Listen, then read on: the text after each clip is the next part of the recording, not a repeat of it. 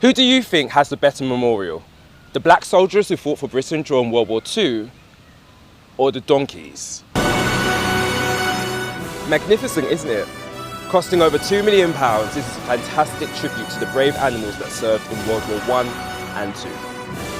Now let's go check out how we honour the black and Asian soldiers. Not quite the same, is it?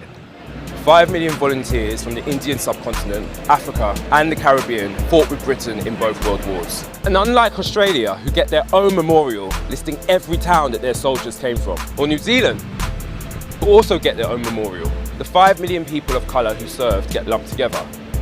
Why does this matter? The contribution and sacrifice of people of colour has long been written out of British history. It happens in movies like Dunkirk. We only see white face after white face. The Indian soldiers who were at Dunkirk with the British, or the North African black soldiers with the French, none of them are to be seen. It's no surprise, Nigel Farage loved it. This whitewashing was done even as history was being written. When Paris was being liberated from the Nazis, the Allied forces replaced all of their black soldiers with white soldiers. They did this just so the first soldiers that arrived in Paris would be 100% white. So think about that for a second. In the middle of the war, the Allied forces went to that extra effort to ensure that black people were not seen as heroes. If we deliberately ignore the contribution made by black people, Asian people, Hindus, Sikhs and Muslims, then we are saying that they are not part of British history.